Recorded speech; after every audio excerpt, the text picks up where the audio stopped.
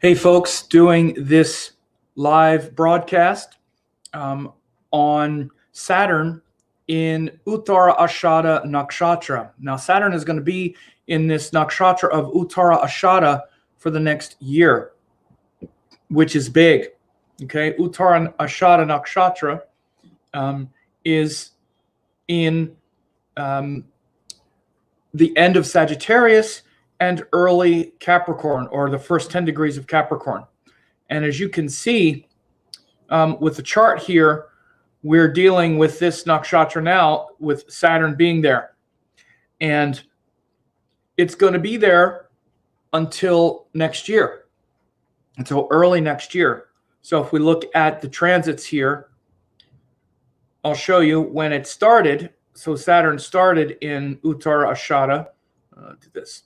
So it started in Uttara Ashada. I'll go back. Oops, this one here. Oh, wait a minute. Let me do this. Let me do this one chart large. Okay. I'll do that one. So it started in Uttara Ashada. Saturn did on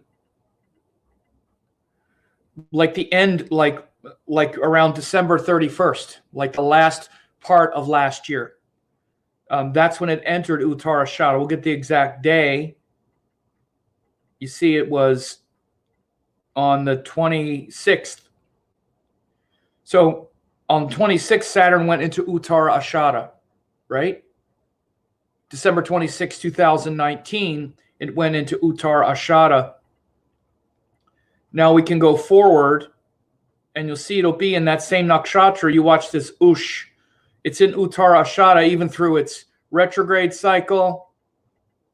Now we're going next year. You'll see it won't change into Shravana. It changes to Shravana when it hits 10.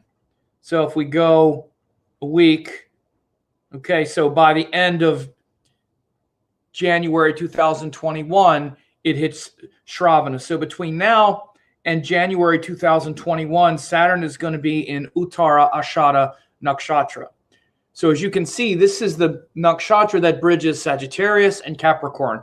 And you've heard me talk about this one probably quite a bit in the last few months because it's very important. Again, you have to understand, of course, this is the sidereal zodiac, which is the zodiac in Indian astrology. All the astrology texts say that nakshatras and rashis are aligned, and that's how the zodiac is defined.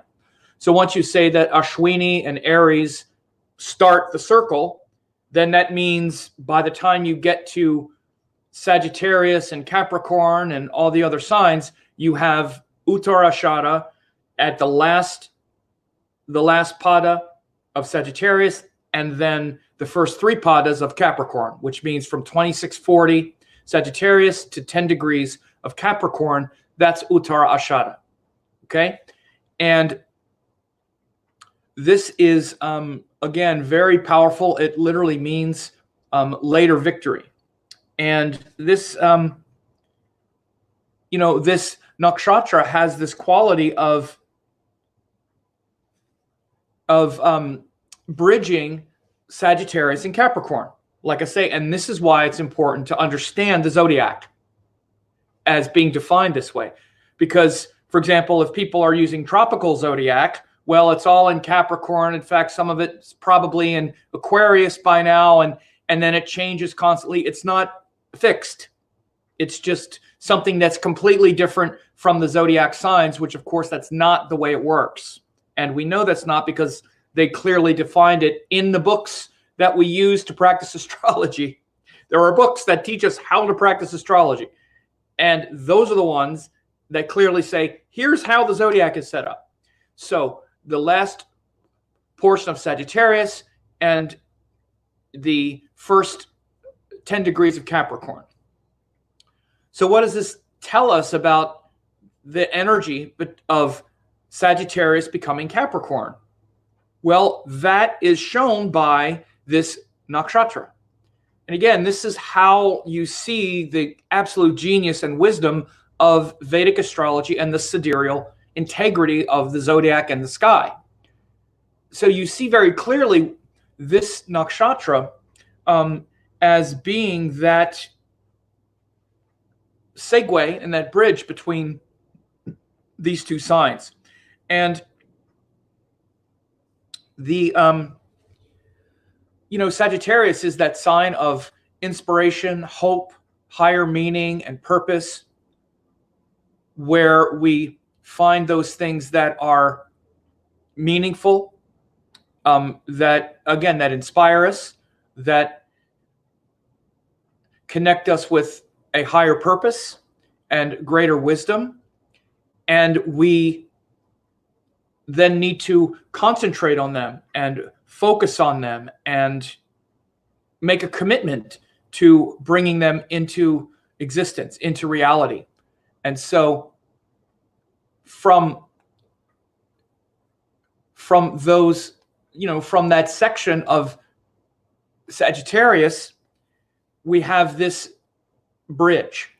And as you've heard me say recently, we have to take those things that inspire us in the abstract and make them concrete. That's literally the transition from Jupiter, which is inspiration, to Saturn, Jupiter, which rules Sagittarius, to Saturn ruled Capricorn, which is about work, dedication, effort, and doing things for a long time. Jupiter's inspired now, and we're all inspired. We all got something. Oh, yeah, I believe this. I believe that. Here's what I believe, blah, blah, blah. And nothing ever changes because we're all up here full of some belief. We need to take that out of the ether, out of our big hopeful head, and bring it into our life of commitment, duty, effort, sacrifice, humility, being humbled, working hard to bring it about. So Uttara Ashada means later victory. And it shows that that we want a victory. You're not going to be victorious if you don't concentrate your energy. This is what the later victory is. The earlier victory, which is Purva Ashada, comes from that inspiration. The early victory comes from a new inspiration. That's the first victory over darkness, is some good teaching, some good inspiration, some higher inspiration, some higher wisdom comes. That's the first victory that you need. You need to have a victory over darkness. And the early victory is Purva Ashada. It's ruled by the god Apis, which is related to the ocean, which has to do with devotion, love, devotion, trust, faith in teachings, in the guru, in the higher wisdom, in the great wisdom traditions. That's the first victory, is that belief, that trust, and finding the good teaching. The later victory, which means now when you really guarantee victory, because Uttara Ashada is also like guaranteed victory. It's not just later, it means guaranteed. Comes from this nakshatra. And the deities here are called the Vishwadevas, the universal gods. And those universal gods include things like karma, which is action, kala, which is time, kama, which is desire, dharma, which is truth. And all of these universal principles that we must then bring to bear on those things that inspire us. So in Purva Ashada, there's the inspiration. Oh, I'm so inspired by this teaching, this astrology teacher, this Sam guy, this guy Sam, or whatever it is, right? Oh, it's so inspiring to hear this. Okay, great. Oh yeah, I feel so good about it. And then I don't do anything. Then I never follow through and commit and bring to bear. And again, because Purva Ashada is that ocean of devotion, but it's also just emotion.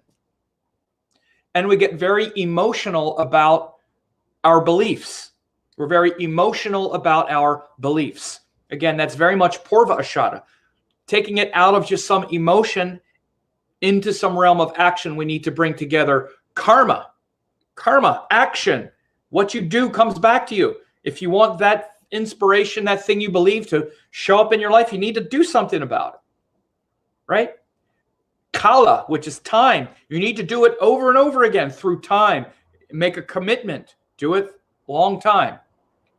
Dharma, which is truth. It needs to be a truthful thing, and it's going to become your truth the more you do it. The more you do it, it becomes your truth. Kama, which is desire. It needs to be something that you love passionately, what you desire. You desire this thing, and so you'll do it if you love it. If it's your heart's desire, you'll do it. We only do what we desire and what we love. So again, that thing that we desire, that we love, that we will focus on, concentrate on for a long time, that's truthful. Those are the things that guarantees your victory. Your victory is guaranteed if these things that you believe fulfill all those requirements, right? Then you'll concentrate on it and do it. But again, it might fulfill some of them, like, oh, I have a high desire for it, but I don't want to work for it. Or I work for it once in a while, but I don't keep working for it. Or I have a desire for it, but it's not really true. It's not really some higher truth. It's just some stimulation. These are the real measurements of greatness. And I mean greatness and things that show up in your life. Now, whether it's, whether it's,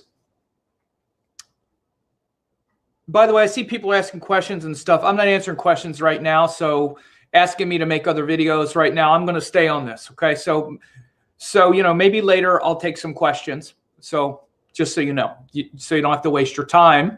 But you want to understand that all of your victories in life are shown this way.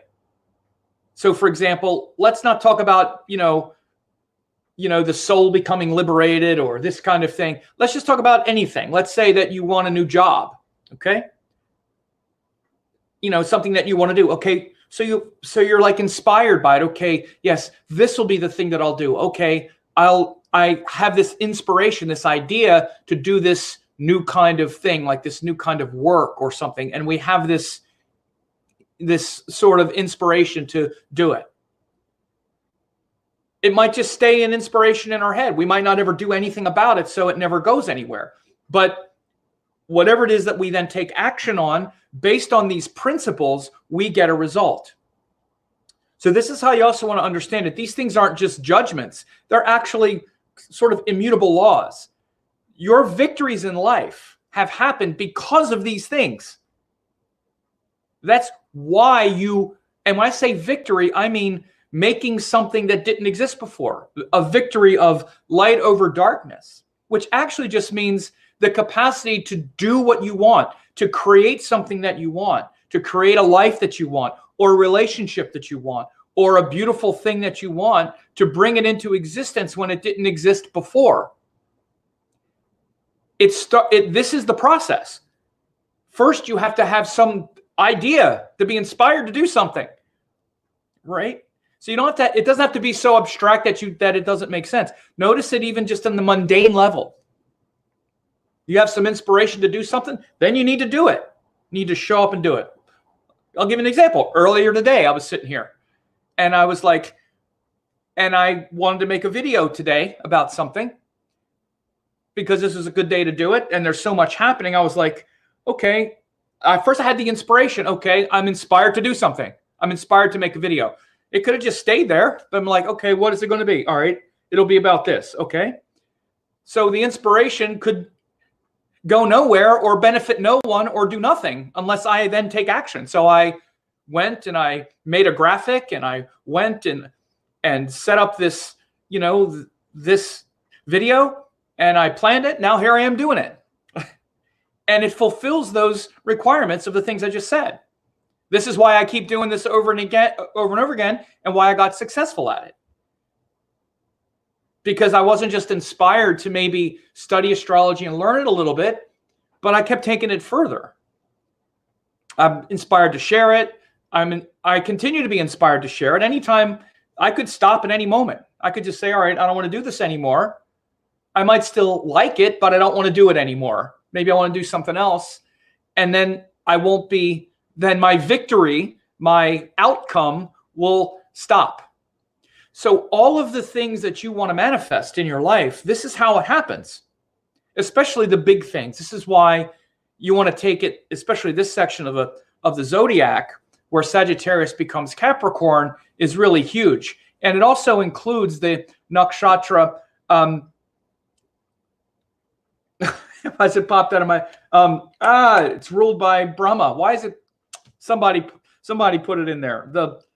I can't believe it. Abhijit. Sorry, getting old. It also includes Abhijit nakshatra is in this section of the sky as well. The last few degrees of this and the first degrees of Shravana are also here. So this is a section of the sky that's so powerful. It's like unstoppable, right? Abhijit was the nakshatra of Bhima, who couldn't be killed. It's like the absolute victor. The last degrees of Uttara Ashada and the first couple degrees of Shravana. So again, this is where we're victorious, where we take that inspiration and concentrate and become purposeful and resolute and inspired, following our passion, our desire. It's truthful, it's righteous. We're, humbled and everything else. So again, this is how you can really see this nature of this as mostly being in Capricorn. This nakshatra, it's mostly Capricorn. It starts in Sagittarius because it's that last bit. It's taken that inspiration from Sagittarius and moving it into Capricorn. So it's that last section of Sagittarius here, because we had the Mula nakshatra, as you can see right now. Oh, this will be for next year. Let me put this back to where we are now. Now we're about here. Where are we? So now we're here. So it takes this last section of Sagittarius. The first section of Sagittarius is Mula, where we uproot, we pull out by the roots. A lot of the darkness of Scorpio, we pull out by the roots. We plant those seeds in Purva Ashada. We plant new seeds and then nurture those seeds in Purva Ashada. And then we need to focus on building that, and growing that plant. The farmer has to go out every day and nurture and take care of that. If he wants that sapling to become a firm tree that's rooted in the earth, he can't just uproot and then plant seeds and then water it sometime and hope that just by doing that, it's going to become this large tree. So the watering and the hope and this sort of gentle caring at first, that's Purva Ashada. But then if you want it to grow into this mighty oak, it takes focus, commitment, effort to turn it into this gigantic thing. And that's, again, Capricorn, like this mighty tree rooted in the earth. So again, notice the things in your life. Just notice the things that are in your life. Notice the things that are in your life and how much, and I mean the most foundational things in your life. Let's say literally like your kids and your work. And notice how much of that, how it followed this path. And the more that thing is a foundation in your life, the more you have followed exactly what I'm saying. The more it started as maybe some sort of hope, and then you nurtured it and watered it, but then you kept showing up and coming back over and over again to take care of it and to really support it. Think about the people in your life where you've been that way, and how they're really structures in your life. You didn't give up on them just because it got hard, but you kept going back and forth. Those things are now structures. They're like these mighty oaks in your life, these mighty oak trees in your life, these like pillars, foundations in your life. So this is Uttara Ashada. This is the energy of Uttara Ashada. And again, Saturn is going to be going back and forth over there for the next year, baby. Yeah. He's going to go forward in retrograde. Now he's here. So if I run this forward, like every month, this is February 3rd, March 3rd, April 3rd. Then he turns retrograde. May 3rd. By June, he's retrograde now, but he's still in Uttara Ashada because he doesn't change to Shravana until it's 10 degrees. The whole time, Uttara Ashada, right? Just like we just saw. So even through his whole forward and retrograde cycle, he's going to be bringing the power. Again, most of this nakshatra is in Capricorn, ruled by Saturn, bringing you the power to commit, that force to commit, that ability to concentrate, to be humbled, to not, just be sort of bypassing. See, this is one of the problems of Jupiter, the Sagittarius energy, is this tendency or this capacity for bypassing and for not being practical and down to earth. And that this is what Saturn really addresses. So, for the next year or so, this is really going to be important. And this sign of Capricorn is also really important. And as you see there, I have on the screen, to get the free web class there, the 2020 forecast. If you haven't gotten it yet, I talk a lot about Capricorn in it because we're going to have a whole bunch of planets in Capricorn in the early part of the year. As you see right now, as we go forward, look at this. By the time we're in early April, we have all these planets in Capricorn. Mars, Jupiter, and Saturn are there for more than a month. And again, so Saturn is the ruler. He's really bringing the business, really bringing the goods. And this Uttara Ashada Nakshatra is there to try to guarantee your victory. Okay? Guarantee victory. This is how you overcome obstacles. Your victory is guaranteed relative to how hard you're willing to work, how much time you're willing to put into it, how much it's connected to your heart's desire and the thing you love, and how much it's righteous. Again, all of those things, because you could even have those first three.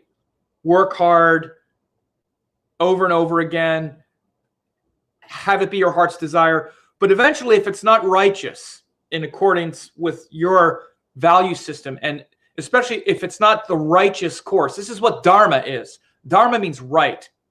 If it's just a matter of kama, of a lower kind of desire without Dharma, then you eventually give up on it. It eventually gets old after a while.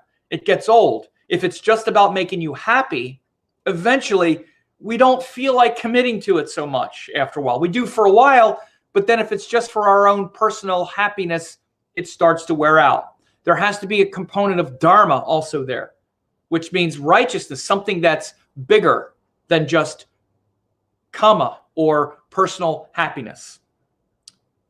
But you need personal happiness in there as well if you're going to really show up and do it. And this is why things like our career and our work really teach us these things. And again, this is a great year to really study astrology. And of course, I have all kinds of courses on Vedic astrology.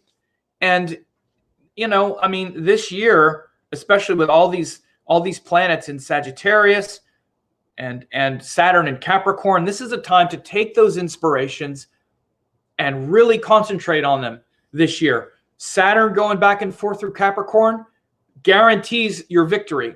And here's why it's so powerful, because you want to get the ruler in the house, in the sign. This is why it's so powerful. It's bringing the power of that thing. Uttara Ashada is mainly in Capricorn, and Saturn's the ruler, and Saturn is in Uttara Ashada this year. It's not going to happen again for another 30 years. So you want some guaranteed victory? What is it you want to accomplish this year? What do you want to accomplish? Do you want to finally stop theorizing and endlessly, oh, one day I might do this. One day I want to write this book. One day I want to actually learn astrology correctly. One day I'm going to actually do it. One day never happens. It's just fantasy. Well, Jupiter is there actually saying, also giving you this idea and this truth. Jupiter is saying, what is all this other stuff that's been inspiring you that's just meaningless and pointless? Come on, connect to the real inspiration. Connect to real inspiration. That's what Jupiter's saying. Come on, there's only a few things that are really worth being totally inspired over. The rest of it is really not. There's only a few things that are really that inspiring in the highest sense. And then Saturn is saying, yeah, and commit to it. Focus on it. Work hard at it. And your victory is guaranteed if you put the time into it. And it's something that you love. And it's connected to Dharma and righteousness. See, because the righteousness part is almost the most important, the Dharma part, because then it connects to your soul. And Dharma is universal. It's not your Dharma. You don't have Dharma. There's a Swadharma, which is your connection to Dharma. But Dharma is universal. It's a universal principle. It's not your Dharma or my Dharma. It's Dharma is the truth of the universe.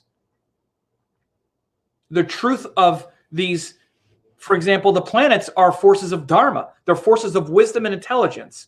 It's not your Saturn or this, that. Again, it's the universal principle. And so when something is also connected to Dharma, once you start to learn it, especially when it's a dharmic teaching, like Jyotish, and if it's taught really well by a really good teacher, then it transcends what you even thought it was going to be. You're not just learning astrology then. You're not learning this little thing. You're learning Dharma. You're connecting with it. You're aligning with it. And then it's a whole other trajectory. It's a whole other paradigm. It's a whole different ball game at that point. Then astrology was just the medium through which you learned about the highest wisdom and truth of who you are. And when those kinds of shifts take place, it's a whole different ball game. So these are the kinds of things that are really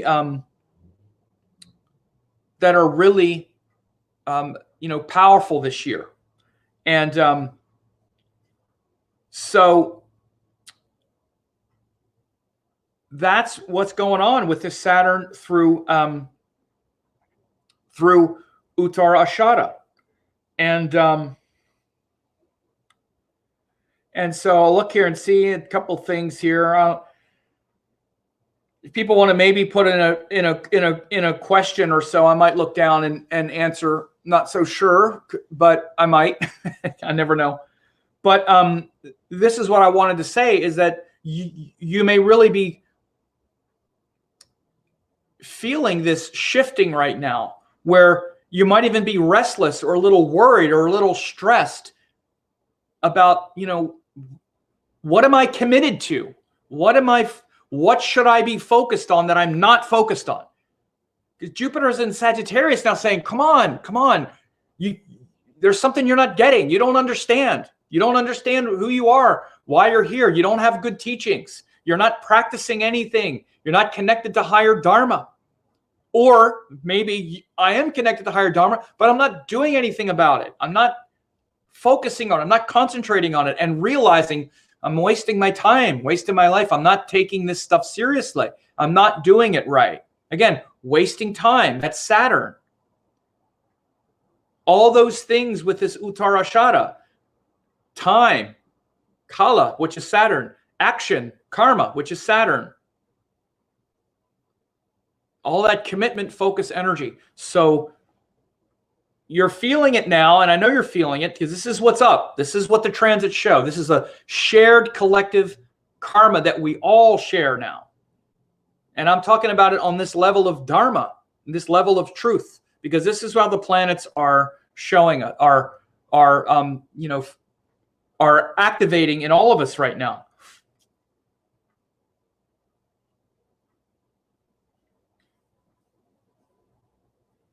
So someone asked about if they have their natal moon in this nakshatra.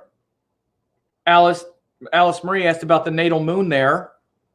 Yeah, so that just means that your mind is, it just means what it means. If your natal moon is there, then the stuff I'm saying imprints your mind and your heart that way. This nature to want to bring things into form, and you'll feel that pressure to do it, and you have to, you'll want to create a good, solid, like emotional structure, especially with family and stuff like that. And you'll be there, you'll put all this energy and attention into those things and really want to nurture and really hang in there with people and stuff like that.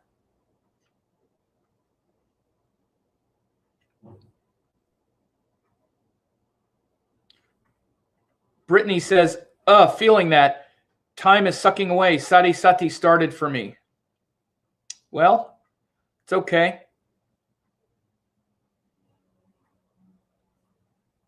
Or more devotion to my Dharma. More devotion is always good. Always good. You're working hard and you're doing good work and stuff like that. It's always a back and forth. The thing to understand about this nakshatra and all of them is that it actually it shows the truth of what's going on. So it's also showing, it's revealing the same thing. It's revealing what you have committed to. It's also revealing the areas where you have been victorious. Like if you've created a business, it's been because of this process. So now is a good time to like recalibrate it, focus it, concentrate it, make it even more beneficial. It doesn't even have to be make more money or do more of this, but to get it perfectly the way it's going to work within your Dharma, within your life and within your practices. Like with myself, I already have a successful business, so to speak. I mean, I already have, I'm successful at it, because of my work or whatever, but there's so many things I could do. I can do this, I could do that, I can do this, that. So this is what I'm going through, is a sort of different calibration of using my time and doing this and that. You may have noticed like I'm doing a lot more live videos and stuff. This is part of my my guaranteed victories or whatever is we're always calibrating what it is in our life and the structure and what we want to keep building. So again, the thing to understand is with Saturn there, it's bringing the power to really get at it and be serious, but be humble and use your time the most wisely for your work and also for your spiritual practice and all of that. And so,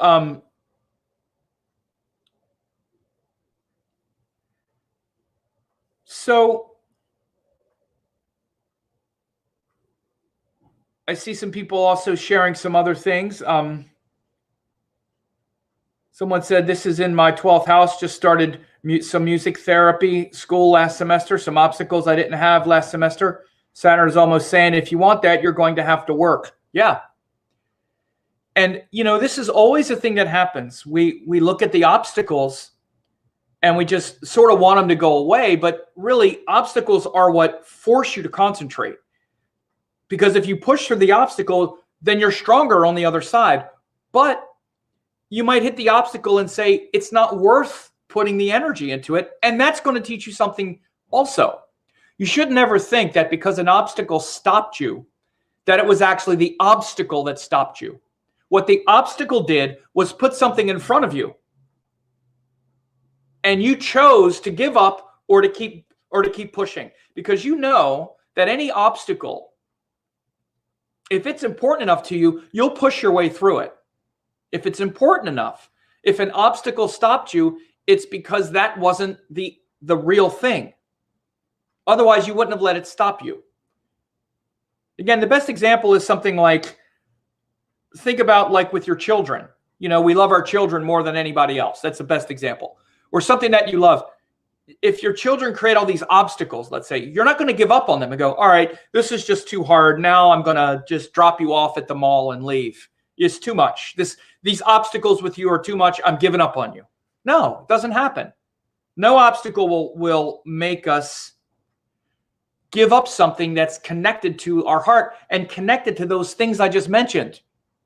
And you should understand, relative to how connected you are to those things, that's how much victory you're going to get.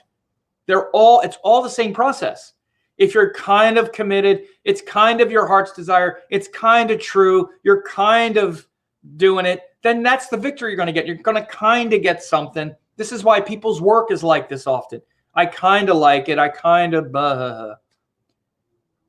The bigger victories are going to come with the bigger risks and the more heart and the more investment that you have in it. You know, the more passion that you have for it, the greater the victory and the greater the risk. And that's life. You know, one of the things that happens is people wind up getting afraid of failure. It's one of the biggest things that hold people back. Listen, I talk to people all the time. I've been doing readings for 15 years, a couple of hundred readings a year. So, I mean, it's very similar themes in not in every reading, but in most readings. People are striving for something that's not there, often in their work. They want a better relationship or other kinds of things. But, you know, that's more personal, but often especially aspirational, like in their life and in their work, or, you know, they know they're capable of more. And one of the biggest reasons they don't try is because of this fear of taking a chance, because they've been hurt before, because they tried before and they didn't work, and their fear of being disappointed, the fear of really going for something that they really love and having that not work. You know, as long as we're playing small and as long as we're not really going for what we really want, then the disappointment isn't really that bad. So we play at this little shallow level. I kind of want this, kind of want that. Which one should I do? Well, you should do the thing you really love and that you really want to do. But you don't do that because you're afraid that if that fails, then what? What happens if the thing I really love so much, what if that fails? Then what'll I have? Because, oh, I remember when I was a kid and I wanted this thing and I wanted this bike and I didn't get it, or we're still living like we're 10 years old, or we're still cycling through all the disappointments of childhood. We got to get over it, right? And we're still this fear of taking a risk and throwing your heart full into what you want and saying yes. Do you know why you do that? Because you won't give up on that thing. Just like I said, you won't give up on your kids. Why? Because you love them more than you love all the obstacles. The obstacles are irrelevant when there's all this love and all this duty and this thing that you'd never give up on. You know, like I would never give up on my work. I love it too much. It's not even a question. And what happens though is that anything else, it's shown me so much of my capability. I would have never thought it was possible to be able to do some of the things that I've been able to do. And it wasn't possible being the person I was then. I had to change. I had to grow into it. And the growing into it is synonymous with the spiritual path itself. So that's why you find a thing that you love that's bigger than you. And then that love connects you with it. And then you get bigger to meet it. And you will grow. You will meet it. But you'll never meet it if you never try. You'll never meet it if you just go, oh, I'm afraid to even try. Oh, one more thing I can't do. Oh. That's not why you're here. That's not why your soul is here. Your soul didn't come here to just be afraid about everything that happened or whatever. It's here to like be inspired and connect and commit and get in there. Right?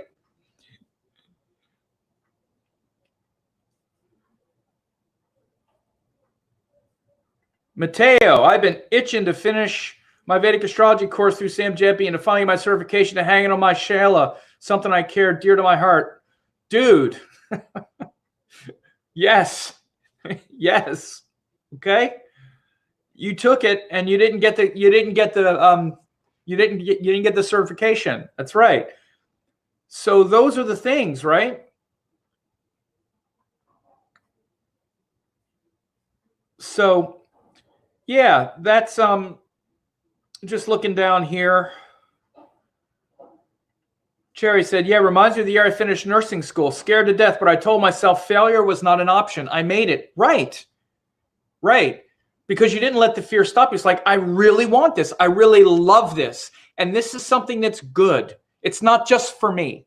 So when I said Dharma, that's what I mean. It doesn't have to mean like you're a guru or something. It means it's not just about me. It's not just about you in that case. You weren't going to fail because you're like, this is what I want to do. And I want to help. And there's something bigger here. It's not just about me and my feelings and my confidence and my issues and blah, blah, blah. You'll never get over that if you don't do something else, if you don't do something bigger. And it always involves throwing yourself into some kind of activity that's inspiring. So again, Jupiter is bringing the inspiration. Saturn is bringing the commitment and the focus that guarantee victory. And Jupiter is going to be hanging out mostly in Purva Ashada, which is the early victory. He also goes into Uttara Ashada. So Jupiter will also be in Uttara Ashada. I'll do another video when Jupiter goes into Uttara Ashada. But this is really the time to get in there and live that purpose. Get in there and do it, right? And not be worried about how you look or lack of confidence or fear of being embarrassed or all that stuff. Step up. You can do it. Jill says, I'm going bigger. Awesome. So that's good, folks. I think I'll leave it at that. And I'm glad everybody showed up. Share this video with people and subscribe to the channel. Whoops, let me put this here. Subscribe to the channel, like, subscribe, get notified if you're not a subscriber, right? See, I put that there. All right, folks. You have a good evening.